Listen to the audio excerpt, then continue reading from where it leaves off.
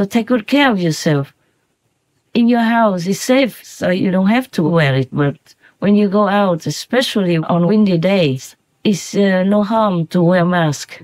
Especially nowadays, we have so many new sicknesses coming.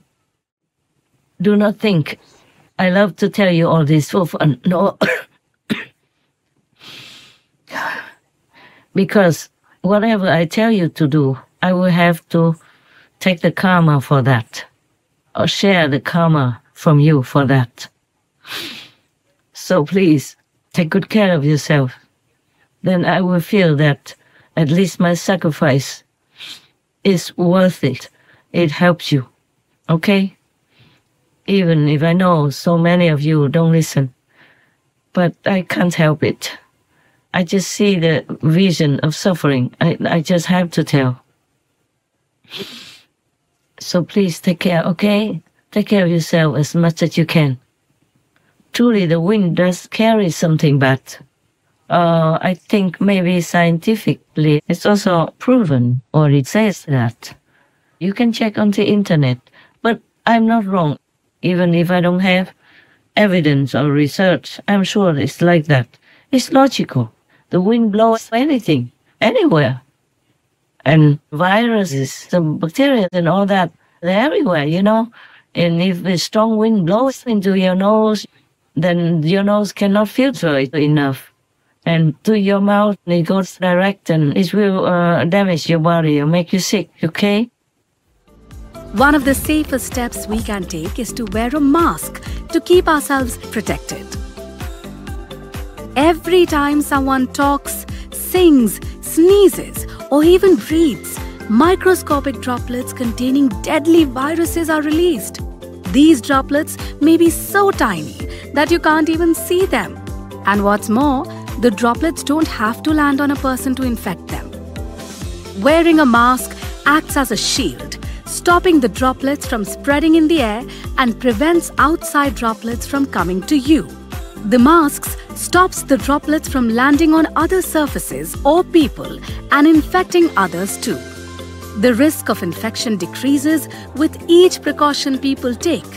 If no one is wearing a mask, the risk of infection is the highest. This risk reduces considerably when more and more people put on their masks. Your mask is the first line of defense against respiratory viruses. When you wear your mask properly, covering your face and nose and making sure there's no gap between the mask and your face, you protect yourself from the virus and stop it from getting to your loved ones or those who might be at risk. I remember in Munich, you know, München, in Germany, there's sometimes a special wind that blows into the Munich area. Then many people will become crazy, doing bad things, even murdering. So at that time of a certain wind like that, there is leniency from the government on the punishment or penalty for that criminal. So actually it's provable, like that in Munich. I'm not sure if you can find it, but it's kind of well known in Germany. I was in Munich for quite some years. Yeah. Maybe you can still do research about that, about Munich and that special wind that makes people go crazy and lose themselves, you know, lose their reason and do bad things that they normally would not do. And the government forgives, gives very less than penalty, less than usual. Okay, so please take care of yourself. When there's a lot of wind, at least wear a mask. Put the mask or some masks in your pocket, in your handbag all the time. So whenever you need it, you wear it, okay? So when you also go in a public toilet, you know, you wear it. Because when people flush the toilet, the little, very fine particles of water, droplets, would fly all over in the air. And you can't wait too long for that to die down in order to go in. Because you might be in a queue, for example, like in the airport. Then you just wear the mask, okay? And when you go out, wipe your face with some disinfectant or soap, yeah? Wash your face with soap. Do something to protect yourself, okay? You are the only one that loves yourself the most and are the best protector of yourself. So do something, yeah? Okay, please. And I am sorry if I have caused any offense while I'm talking, but it's all done with my sincere heart for your own good. May God bless us all. Amen. May the Buddha lift us all to enlightenment and liberation. Under God's grace. Amen. So the more you practice with sincerity, the better. And the people out there who are not my God's disciples, please U-turn, please be vegan, please repent, please pray to God, pray to all the saints and sages to protect you, to help you, to liberate you, at least not to go to hell. I help as much as I can. As I told you, if you sincerely repent to God, praise God, and be vegan to save animal people suffering, then even if you call my name once with all your pure heart, I will come for you at the time when you leave this world. I promise you that. Heavens and earth know that I tell you the truth. What for do I tell you this? You give me nothing. I take nothing from you. I don't even see you that you come and prostrate to me or anything. I don't let anybody prostrate to me. And all my God's disciples know that. I don't need any fame. I don't need any physical offering, nothing. I never take anything from any of my disciples. So you lose nothing. Just remember me at your time of death or in your time of trouble with all your heart, okay, with all your sincerity, and repent. Praise God. Pray to God to protect, to let you remember Him, to let saints and sages help you to go home. Because this world is not your real home. It changes all the time. It can be damaged.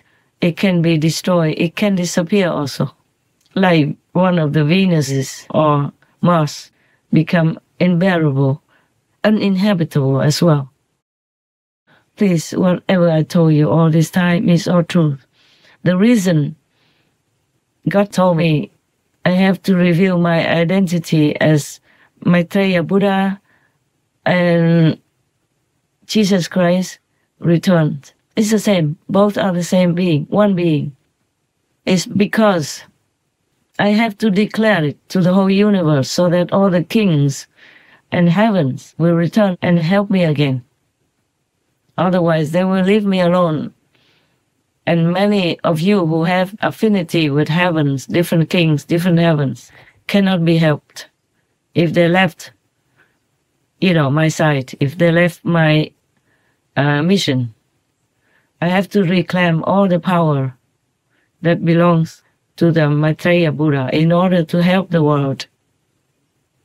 Otherwise, I don't need anything, not even that power. I am good enough to go to heaven. I do no harm. I'm always with heavens and God. I don't need extra power, but I do need that in order to save you, more of you, or could also save the whole planet, to restore it again to a habitable, happy place. So all of you and all of your children and great-great-great-grandchildren can enjoy. Just like, for example, President Trump. He's a, rich man, multi-billionaire.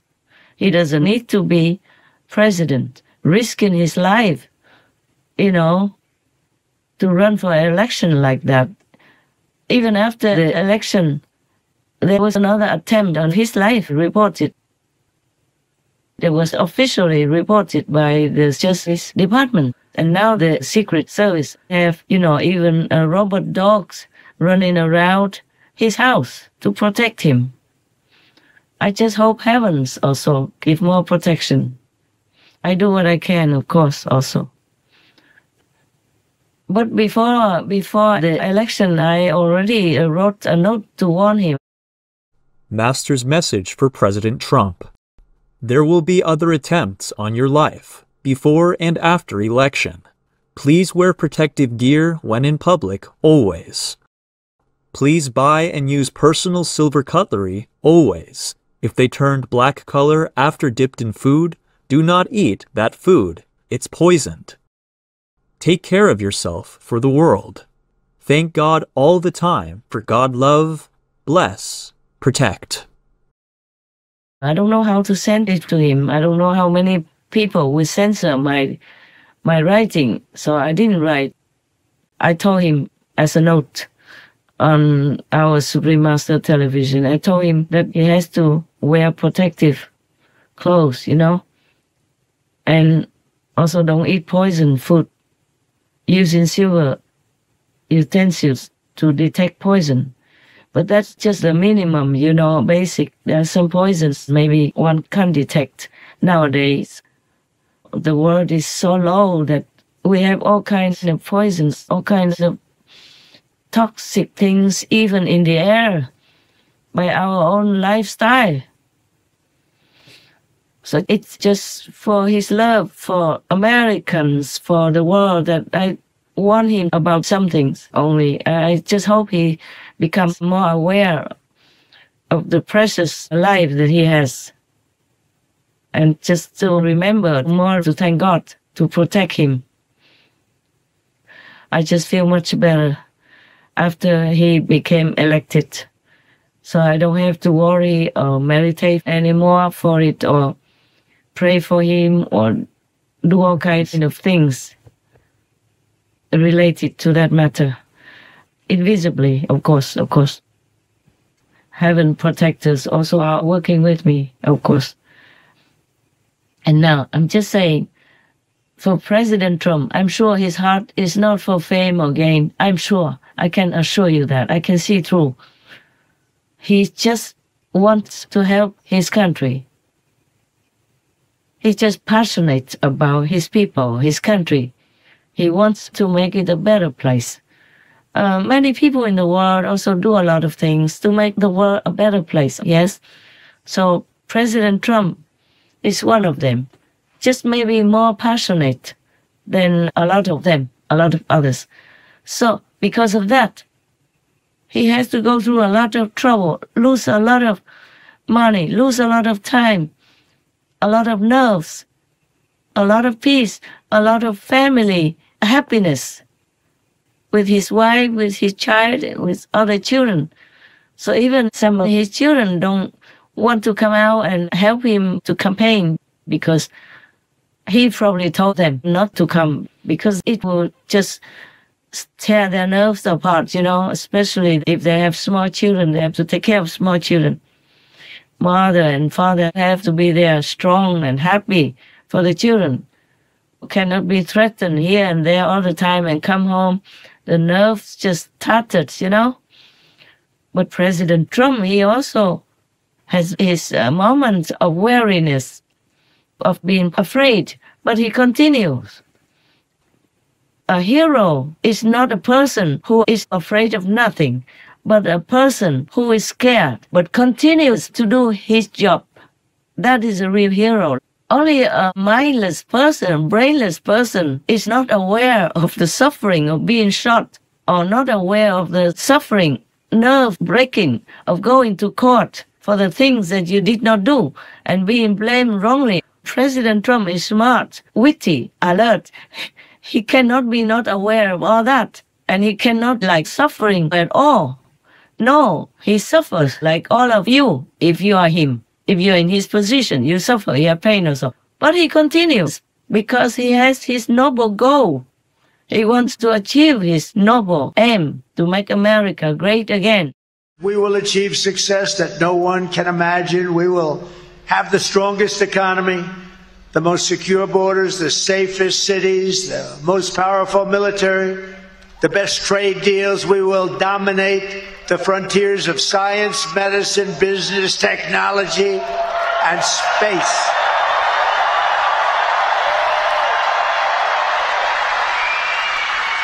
And I'm asking you to be, for the first time in 4 years, to be excited about the future of our country again. Be excited. We're going to turn it around for you.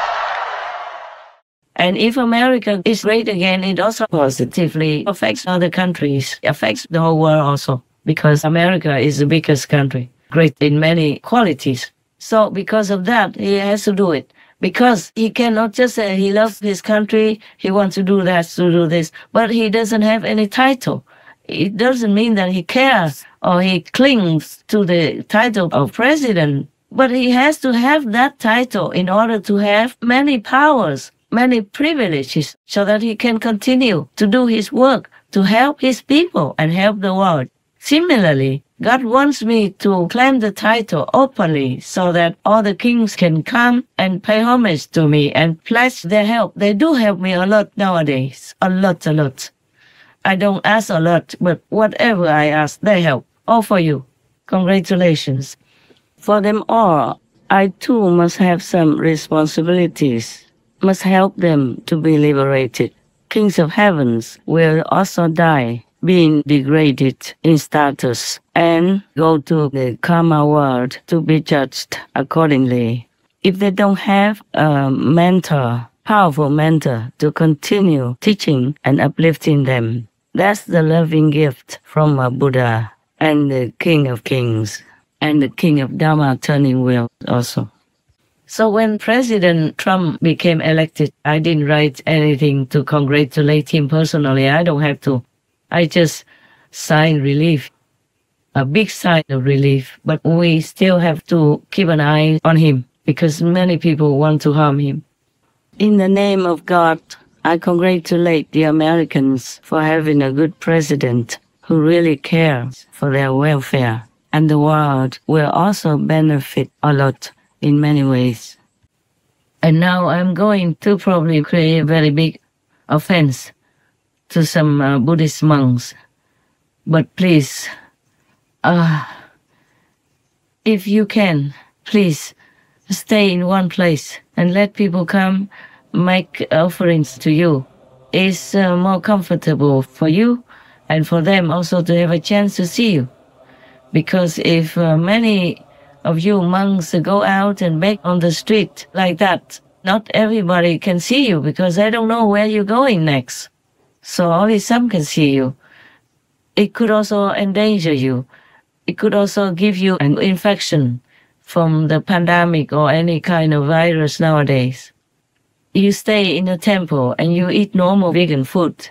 It's better for your body and your mind so that you can continue your practice to try to reach Buddhahood. It's better than kind of making it hard for your body like that. Eating once a day doesn't make you become a Buddha.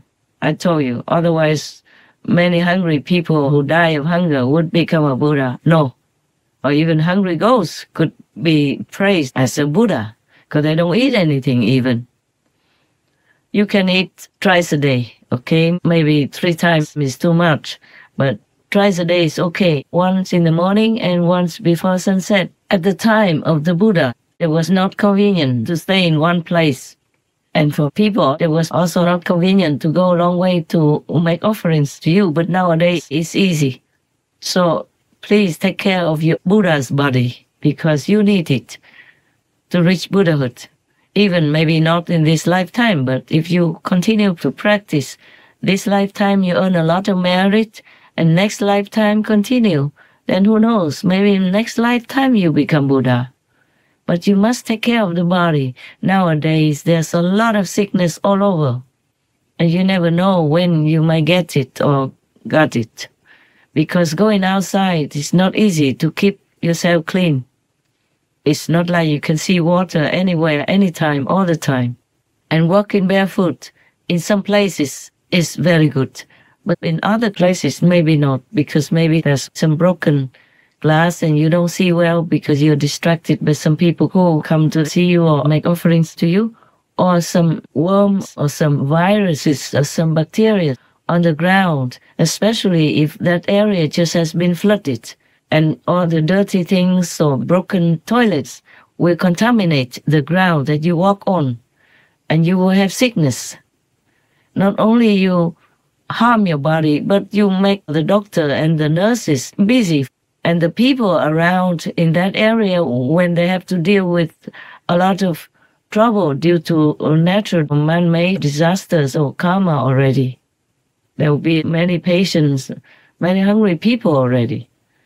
So you don't want to make an extra burden for them. And then if you go around and eat only once a day, people may even think that you are a Buddha or praise you, and that deducts your merit a lot. Even if you don't think you're a Buddha and you don't want to accept that title, people are desperate. They look for something, somebody that they think is holy enough to lean on, to praise, to get some merit from, for their refuge. But they themselves might not change too much, and their karma will be too overwhelming for you if you're not a Buddha. Even if you're a Buddha, it will overwhelm you with too many people who make offerings to you, praise you, and do not change their life. Even Buddha had karma from disciples. That's why one time for 3 months he had to eat horse feet. It says so in a Buddhist story. And because of that, he had assassination attempts quite a few times. Some are officially told, some are not. And even the karma of the world rub off on Anand. So that's why when the Buddha asked him, or told him that the Buddha could stay forever, and Anand didn't ask him, oh, then please stay. You see, the karma of the world shut him up. So he could not open his mouth, or maybe he didn't even hear anything, because the karma of the world is so heavy. It rubbed off on him, so he could not hear what the Buddha say. He could not understand what the Buddha meant or wanted him to say. So do not think that being a monk is enough to carry all this karma of the people who make offerings to you. And if they say you are a Buddha and they spread it all over and they make you become a reluctant Buddha, then people will come and prostrate to you and give you offerings, this and that, and oh God, that won't do. That will be very bad for you. Maybe not immediately, but later on, or even whatever merit you have, you will lose a lot. Or they will make your arrogance rise up to the sky, and you will forget your real motive in the beginning. Also, that will make people be less respectful to other monks and nuns who stay in fixed temples and eat whatever the disciples offer to them. These monks, though they eat, I don't mean all the monks, of course there are bad monks, you know that. Some monks are very good, but their physical body needs to eat more than once a day. Also to eat so that they can take medicine or something. Even these monks, they carry the karma of disciples also, because they take offerings from them. So they have to share their karma as well. That's why people come to see monks and priests and nuns and make offerings, hoping that they will have the merit from the monks and nuns so that their life becomes better. Most people ask only for material things, like their family becomes better, richer, their daughter marries a rich boy, or the boy meets a good wife, or makes better money, better business, etc. So all that you have to share, whatever merit you have, if you have any, you have to share all this collective karma. The more disciples, the more followers you have, the more karma you have to take. Unless you are Maya, or Maya's family members, then you probably look like nothing happened to you, but that doesn't mean you are Buddha or you have a lot of merit. No, none. Anyone who contacts others for offerings or any benefit has to share that person's karma. And you never know what the followers are doing at home, or in their heart, what do they think, or how much bad karma they have in this lifetime or from the last lifetime that continues to flow over. All that you have to remember and bear it. So if you are monks, nuns, or priests, you have to truly, every day humbly thank God, thank the Buddhas for helping you, for forgiving you, for supporting you with their power. Otherwise, a human alone cannot digest all that. In Vietnam, there was a story told to me by my teacher nun when she was a refugee in Germany. I worked in one refugee camp in Alak, and there was one family, a Buddhist family of 2 monks and 2 nuns. The husband and the son were monks, and the daughter and the mother were nuns. Yes, as the mother nun told me, they are the ones who witnessed my vow in front of them. They told me whatever I wished. If the incense never curls, rounds down, or falls down, if the incense ash doesn't fall, then my wish will come true. My wish was real and sincere. All the incense stood up, all burned, but none of the ash fell down. That's why after I went to the Himalayas and came back, and I wanted to repay her kindness, because she taught me something about Buddhists, and encouraged my faith more in Buddhism. At that time, I had the Buddhist faith as well as Christian, so I wear a cross in front of my chest. One of the Caritas workers gave it to me, so I wear it. The Buddhist nuns didn't like that I wear the cross. They would like that I wear the Buddha statue instead. They would like to drag me into Buddhism instead of Christianity. I'm telling you, it's difficult in this world to follow one faith, because others would like to drag you into their other faith, because they think Buddhism is better, and the other one thinks Christianity is better, etc. They could fight forever, verbally at least. But in my family, my father is Christian, my grandma and mother is Buddhist, so what am I to do? I was born and raised up in both traditions. And my vow at that time in front of my 4 monastic reverends was that I think my life, I said to the Buddhas in heaven, my life is not too bad as a human. I know human's life is bad, but mine is not too bad. So please, if I have any merit, please transfer it to the worst souls possible, but don't let me know it. And that's how all the incense stood up.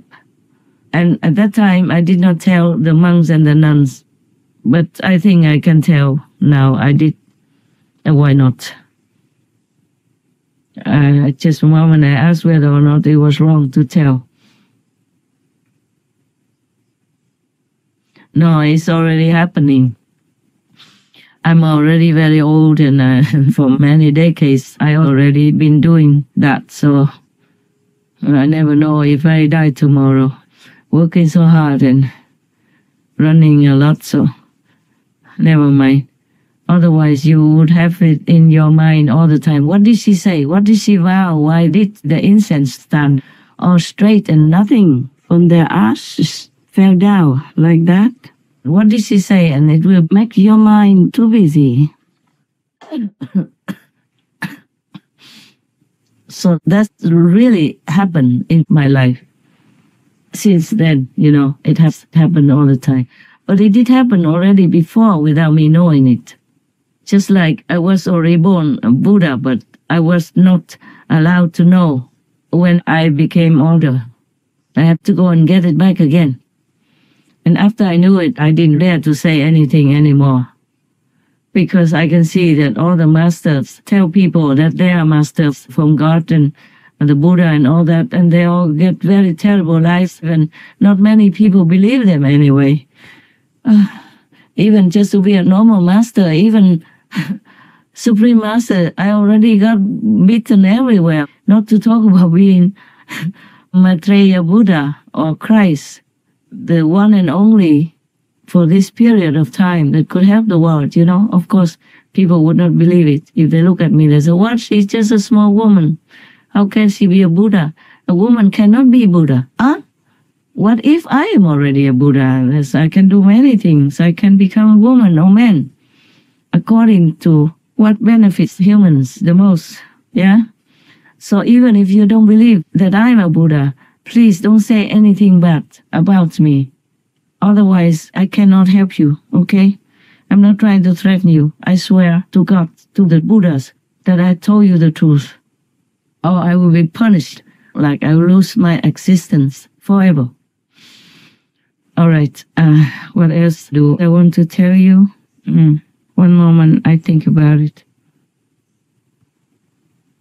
Oh yes, I forgot that I wanted to talk about the Lotus Sutra, in which Manjushri told a questioner that he went to the ocean kingdom, and one of the spirits, a water spirit, a dragon's daughter of the dragon king, mostly the king dragon ruled the water. So a dragon's daughter has attained enlightenment. She is an arhat, worthy of worship. She was only 8 years old. After all the others doubted her, she proved it. But these people, the ones who questioned her and questioned Manjushri, they're also on a higher level already, not as high as Arhat or Buddha, but they probably on one without return. Never have to come back to human life again if they don't want to. They are high already. So when she proved it, they could see her when she manifested herself in other countries, other areas, other realms, and reveal her own identity as a very enlightened being, teaching other beings, teaching sentient beings in far away lands. Ngài Văn Thù Sư Lợi nói, có con gái của vua rồng Tai Kiệt La mới 8 tuổi mà căn tánh lanh lẹ, có trí huệ, khéo biết các căn tánh hành nghiệp của chúng sanh, được pháp tổng trì, các tạng pháp kín rất sâu của các Phật nói đều có thể thọ trì, sâu vào thiền định, rõ thấu các pháp. Trong khoảnh sát na phát tâm Bồ Đề được bậc bất thối chuyển, biện tài vô ngại, thương nhớ chúng sanh như con đỏ, công đức đầy đủ, lòng nghĩ miệng nói pháp nhiệm màu rộng lớn, từ bi nhân đức khiêm nhường, ý chí hòa nhã, nàng ấy có thể đến Bồ Đề. Trí Tích Bồ Tát nói rằng, tôi thấy Đức Thích Ca Như Lai ở trong vô lượng kiếp làm những hành khổ khó làm, chứa nhiều công đức để cầu đạo Bồ Đề, chưa từng có lúc thôi dứt. Ta xem trong cõi Tam Thiên Đại Thiên dẫn đến không có chỗ nhỏ bằng hạt cải, mà không phải là chỗ của Bồ Tát bỏ thân mạng để vì lợi ích chúng sanh, vậy sau mới được thành đạo Bồ Đề. Chẳng tin long nữ đó ở trong khoảng giây lát chứng thành bậc chánh giác. Nói luận chưa xong, lúc đó con gái của Long Vương bỗng hiện ra nơi trước đầu mặt, lễ kính Phật, rồi đứng một phía nói kệ khen rằng, thấu rõ tướng tội phước, khắp soi cả 10 phương, pháp thân tịnh vi diệu, đủ 32 tướng, dùng 80 món tốt để trang nghiêm pháp thân, trời người đều kính ngưỡng, long thần thảy cung kính, tất cả loài chúng sanh không ai chẳng tôn phụng, lại nghe thành Bồ Đề, chỉ Phật nên chứng biết, tôi nói pháp đại thừa, độ thoát khổ chúng sanh. Bấy giờ Ngài Xá Lợi Phất nói với long nữ rằng, người nói không bao lâu chứng được đạo vô thượng, việc đó khó tin. Vì sao? Vì thân gái nhơ uế chẳng phải là pháp khí, thế nào có thể được thành vô thượng chánh giác? Đạo Phật xa rộng phải trải qua vô lượng kiếp cần khổ chứa nhóm công hạnh, tu đủ các độ, vậy sau mới thành được. Lại thân gái còn có 5 điều chướng. 1. Chẳng được làm Phạm Thiên Vương. 2. Chẳng được làm Đế Thích. 3. Chẳng được làm Ma Vương. 4. Chẳng được làm Chuyển Luân Thánh Vương. 5. Chẳng được làm Phật. Thế nào thân gái được mau thành Phật? Lúc đó, long nữ có một hộp châu báu giá trị bằng cõi Tam Thiên Đại Thiên đem dâng Đức Phật. Phật liền nhận lấy. Long nữ nói với Trí Tích Bồ Tát cùng tôn giả Xá Lợi Phất rằng, tôi hiến châu báu, Đức Thế Tôn nạp thọ, việc đó có mau chăng? Đáp, rất mau. Long nữ nói, lấy sức thần của các ông xem tôi thành Phật lại mau hơn việc đó. Đang lúc đó, cả chúng hội đều thấy long nữ thoạt nhiên biến thành nam tử.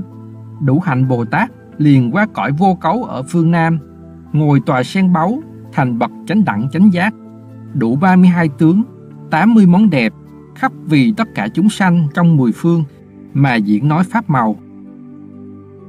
Khi ấy, trong cõi Ta Bà, hàng Bồ Tát, Thanh Văn, trời, rồng, bát bộ, nhân cùng phi nhân đều sa Thái Long Nữ kia thành Phật, khắp vì hàng nhân, thiên trong hội đó mà nói pháp. Sanh lòng vui mừng đều sa kính lạy. Vô lượng chúng sanh nghe pháp tỏ ngộ được bậc bất thối chuyển. Vô lượng chúng sanh được lãnh lời thọ ký thành Phật. Cõi vô cấu 6 điều vang động. Cõi Ta Bà 3.000 chúng sanh phát lòng Bồ Đề mà được lãnh lời thọ ký. Trí Tích Bồ Tát và Ngài Xá Lợi Phất tất cả trong chúng hội yên lặng mà tin nhận đó. Kinh Pháp Hoa phẩm 12. So they bowed and they paid respect to her from afar and believed her. Even Manjushri told them they didn't believe it because she's a woman. How can she become enlightened and arhat if she's a woman? Even Manjushri told them they did not believe Manjushri. Can you believe that? Manjushri Bodhisattva was the number one wisdom arhat in Buddha's circle at that time. But some monks and nuns can see the future. They can see me as well. That's why when I came back after the Himalayas, I repay her kindness by transferring this Kuan Yin method to her and the daughter, only the two of them. And they believe me very much and still call me master nowadays when I offer something to pay for their temple. Yes. They said thank master and all that. I was not there. I just sent people to offer it. I offer to some temples. I don't want to say how many and where. And when we first met, she also taught me things. At least she gave me one sutra in Germany. At that time, I didn't know where to get some sutra, so she gave me one. I remember that. Whatever I read, it was before a long time ago in Vietnam, you know. In Germany, you can't find Vietnamese Buddhist sutra, very difficult. And she believed in me very much, she still does. And she did tell me what she knew about Buddhism at that time. At that time, I was still running around the planet and didn't go to find enlightenment anywhere yet. But those who say that I took refuge, but she's very humble. She didn't accept me as her follower or disciple because you take refuge in a monk or a nun, and then you make an offering to them and all that. She did not accept that. She took me to the other monk who has a temple. She didn't have any temple, and she thought she's a woman, and she's not fully the bhikkhuni. She didn't take 250 precepts at that time to become a real bhikkhuni, meaning not a full nun, you know. So she took me to fully equipped full monks to take refuge in. And it was nothing really. They just maybe take your red envelope with some offering money in it, and they just tell you, okay, and now you are the disciple of Buddha, Sangha, and the Dharma. That's it. And they taught me nothing. The so-called two monks, big monks with temples, they didn't teach me anything at all. Not more than the nun that taught me or gave me a sutra even. And then when I went to learn somewhere else, they blame me for being a heretic or whatever. They didn't teach me anything. They should have taught me how not to be heretic then, if I am heretic. But never mind, humans, monks, nuns, they are humans also. They are not saints yet. That's why. Buddhas are different. Buddha was born as human, but he wasn't a human. He said he has been a Buddha since forever already. Just this time he came back after the full circle of work service in the human world. That's what it is. So this was the last time he went the full circle already from Buddha to become a Buddha again. That's it. But he has been Buddha since forever before. Eons, countless of periods of many earths, many heavens, destroy, rebuild. He's been Buddha a long time already. So long you can never count. That's called many eons of time. The same with Maitreya Buddha and many other Buddhas. Yes. It is possible for a human to become a Buddha, of course also. And you see, just like the monk Ching, he came down for 600 years before his last lifetime on earth from Amitabha Buddha's land. And his teacher was still in the Amitabha Buddha's land, but he came down to the human existence for 600 years, probably because he wanted to help some people in the world, humans who, if he doesn't, they will probably fall into hell or some very lowly existence. And even then, during the 600 years, he did many bad deeds. So he even became exiled into the animal kingdom, becoming an animal person. He himself told people that, and it's written in his book. So it's not like you are Buddha and you come down to the world, into the human world, and you just retain the status of the Buddha, and then everybody will see you as a Buddha and worship you and make offerings to you and recognize and accept that you are Buddha. It's not like that.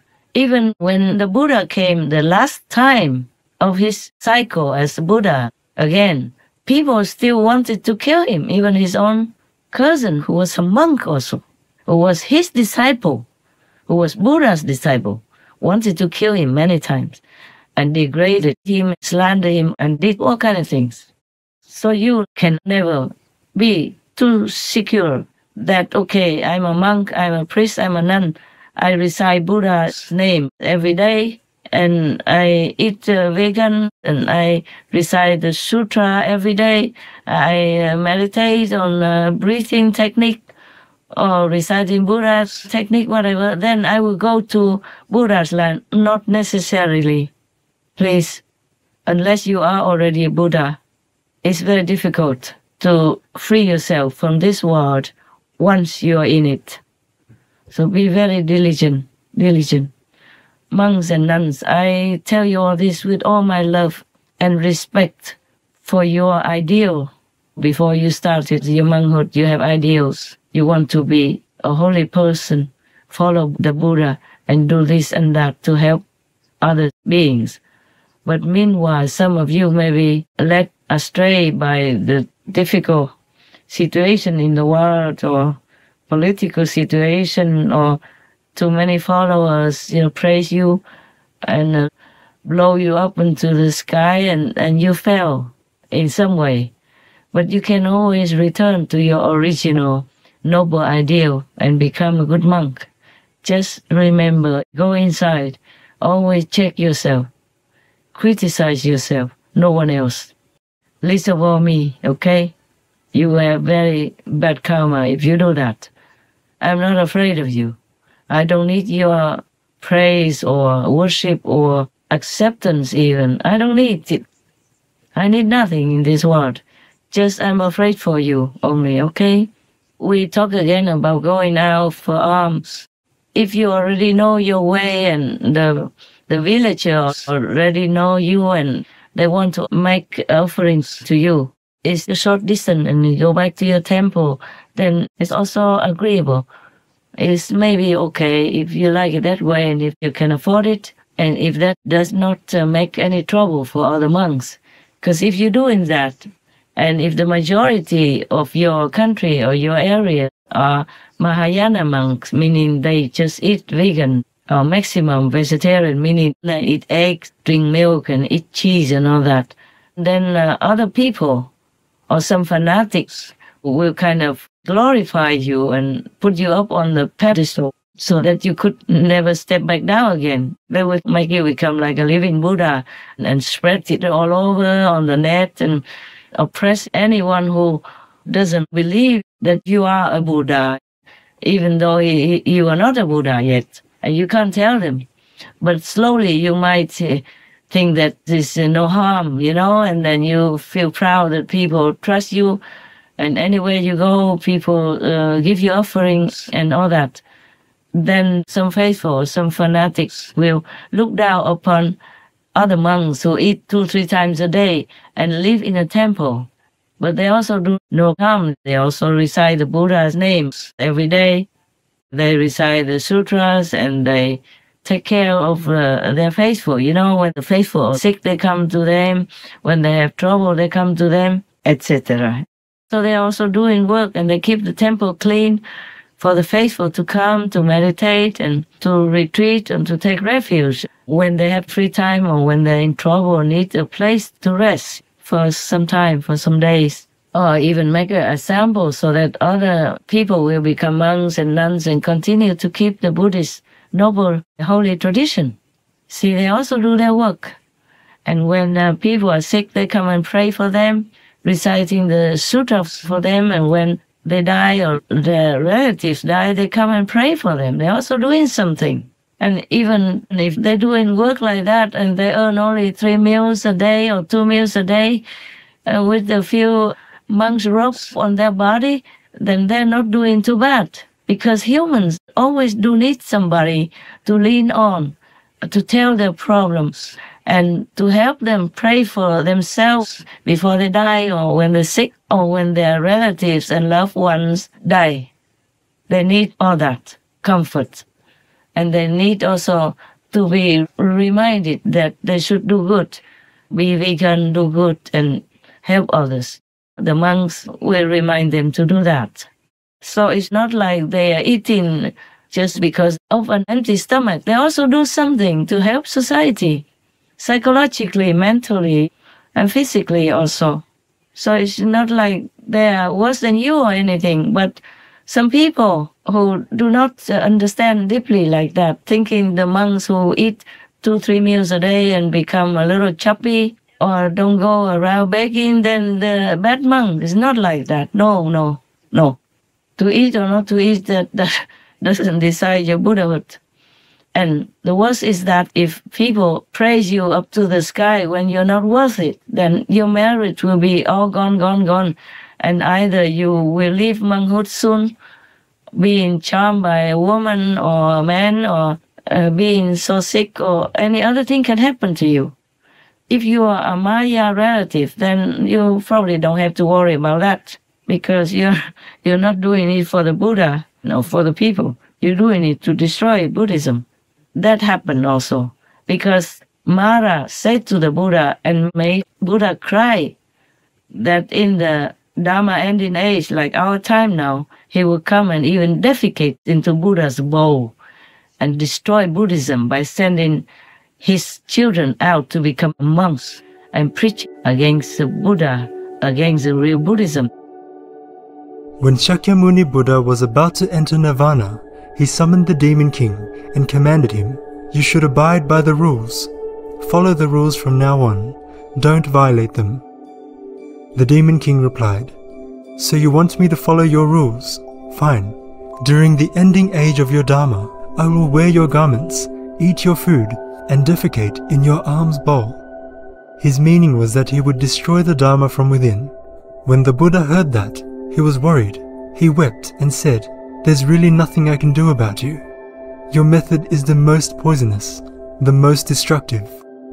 A commentary by the venerated Master Ching Hai, vegetarian, of the Thinking Sutra, or the Shurangama Sutra. So it could happen.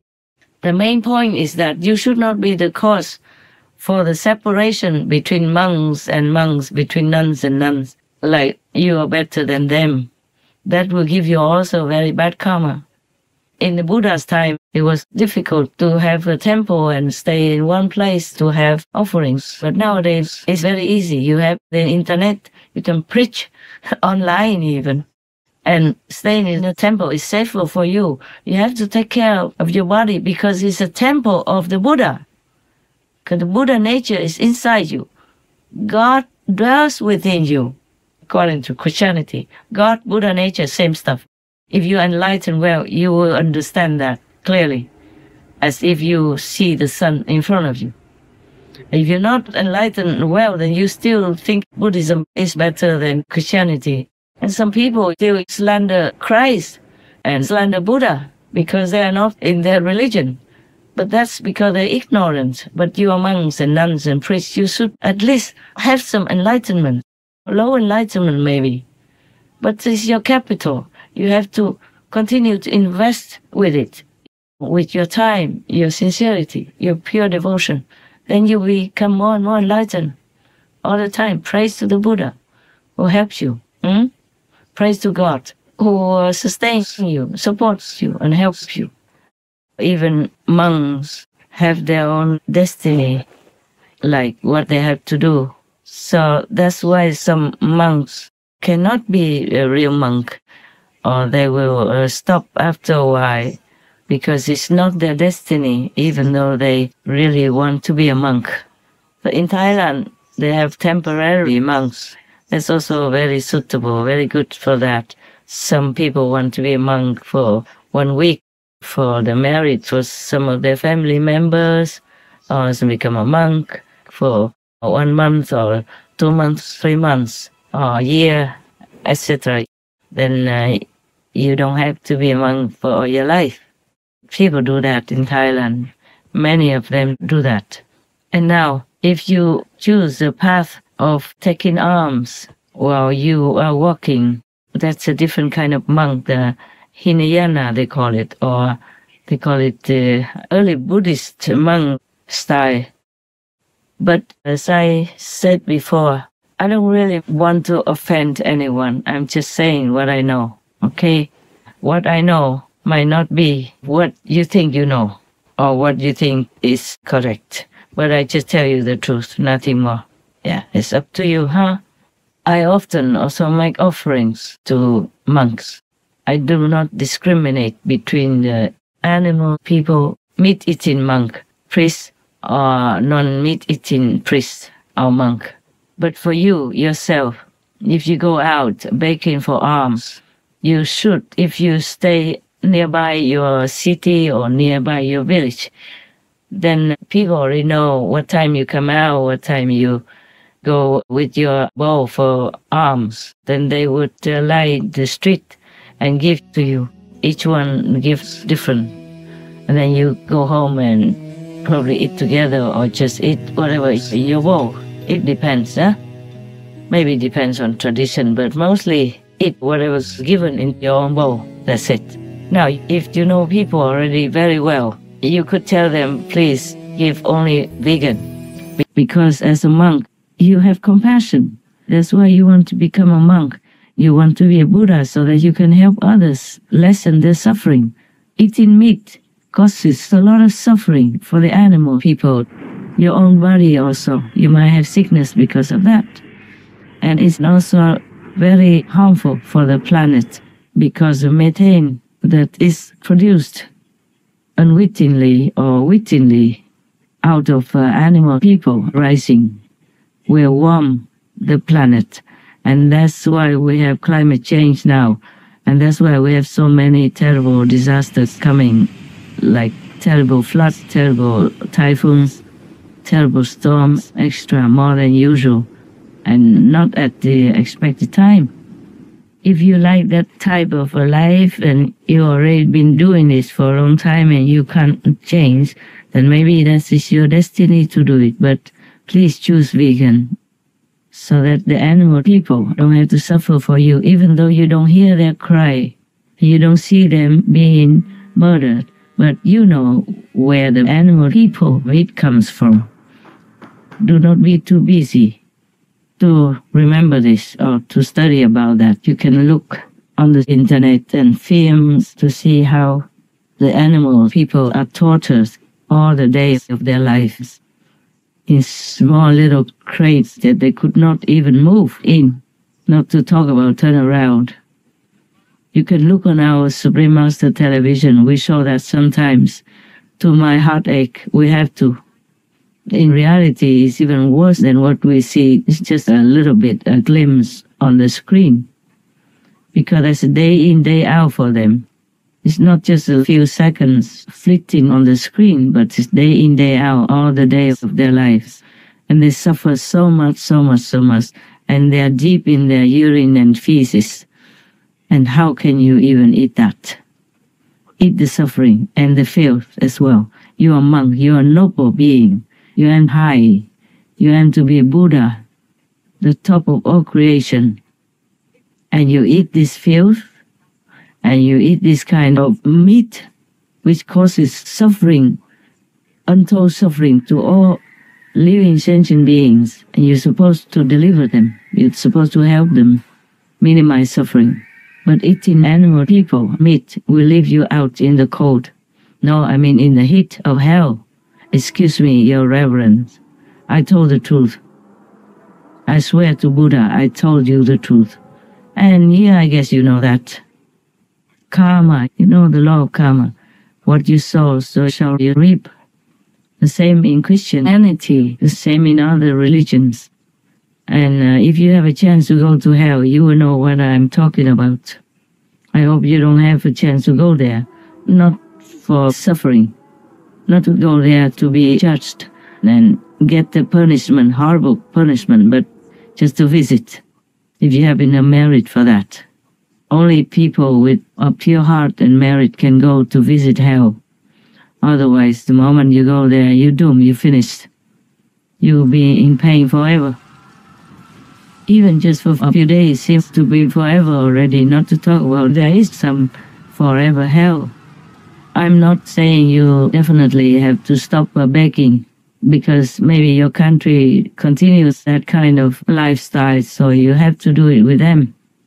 But you have to tell the donor, the offerer, to give you vegan food only, and later they will all know that, and they will give it to you. Rather die of hunger than commit the killing karma, because it will come back to you 10,000-fold or more than that. Depends on how long you live, how much you eat, how many animal people you bury in your stomach like a graveyard. Now maybe it is your destiny to go out begging for food. And I don't blame you, nobody blames you, because we all have our destiny, even as monks. We have our karma, we have our destiny already prepared. And you can't change it unless you become enlightened and truly get out of the cycle of birth and death. There is a monk who is the king of beggars. He's a kind of a beggar king, just like many other kings, just a different kind of kingship, kinghood. He's a beggar king, but he became a monk in the physical life, and he also goes out begging every day. He goes everywhere, not just inside his village or his hometown. So he can't even change that. Maybe if he prays a lot, then he can change. He can settle down somewhere and let people who follow him, who respect him, come and make offerings to him. It's safer for him and more convenient for people to come and visit. But if you are kind of a beggar king, king of beggars, and then you become a monk, and you go begging for alms, then it's your destiny. But if people mistake your destiny for Buddhahood and crown you as Buddha, then it's no good for you at all. There are many worlds, not just our world. You know that. The world of demons, world of zealous ghosts, world of all kinds. And there is also a world called punishing world. Many dog people are in this world. Many dog people are officials or kings of this world. And the dog people will judge people from their world, who is good, who is bad. They make some judgments, not all the judgments, of course, but according to their power and their position, they can judge humans as well. So, woe to whomever eats dog people's meat. Oh my God, they don't know what's waiting for them. This is one of the worlds. I know that. But, of course, not every human knows this world. So they also are helping, they also have a duty to judge humans according to their merit or their sin. And definitely, if you are not friends with dog people, or if you abuse a dog person, or if you eat dog people, oh God, oh God help you. And there are many other worlds, like the karma world, the war world, the peace world. Each world has a king. And there's another world called crowning world. And that crowning world also has a king. And one monk is supposed to be the beggar king. But also in the physical life, he's a begging monk. And if people, the followers of that religion, maybe Buddhism, for example, if the people, the followers, the faithful of Buddhism, mistake his begging asceticism for high enlightenment or even Buddha attainment, and if that beggar monk does not correct that, and even inside his heart feels proud, feels happy, feels good, because people worship him and offer him things, praise him and treat him like a Buddha, and he's happy with all that, then he will be in trouble, because the crowning world will not like that. They will not accept that. This is the thing that many monks do not understand. And because if the karma, the destiny of that monk has not finished, and people already say he's a Buddha and all that by mistake, or just by too much belief in the teachings of the Buddha, and too longing, too thirsty to see some holiness in some monk. But they should know that holiness doesn't mean asceticism. Asceticism may help a little. It depends also. So now if that beggar monk, the monk for alms, destiny has not finished being the king of beggars, and he has already jumped around or accepted people calling him a Buddha or treating him like a Buddha, and inside he's happy to be worshipped, adored, and offered like that, then the crowning world will not be happy. They might make a lot of trouble or obstruct him in becoming a Buddha later, even if he aspires to, because each one in our world has a duty to do something.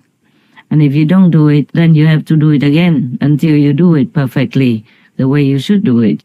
Everyone, not just the begging monk or the beggar king who became a monk, because like that, he's misleading people and pointing to people the wrong direction, worshipping the wrong person, the wrong being, who has not been worthy of worship and who has not done his kingship perfectly as a king of beggars. Actually, it's like that. There are many kings in the whole universe. Each one does different things, takes care of different work. So the king of beggars cannot do much more than just go begging, so he also cannot help himself. But he could also stop and beg in one place. And meanwhile, also inside, he has to take care of the beggars. He might not even know it if he's not enlightened enough.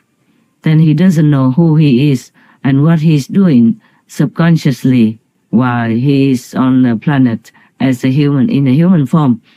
He has to take care of all the beggars. So when they're in trouble, he has to go there and comfort them or help them where he can. But if he enjoys being placed on a pedestal and being called a Buddha, and doesn't want to go down from there, or he's too comfortable to stay there, then his merit will be deducted a lot. And if he cannot complete his work in this lifetime as a king of beggars, he doesn't do well, because he doesn't concentrate on that. Just concentrates on being worshipped and adored and receiving offers and being prostrated to and all that. Then he cannot have enough time and concentration to help the beggars and to fulfill his duty as the king of beggars. The next lifetime, if he's lucky, he has to continue to be the king of beggars again until he does it perfectly. Or he has to become just a normal beggar, stripped of his crown, of his position. It depends on how much he neglects his job.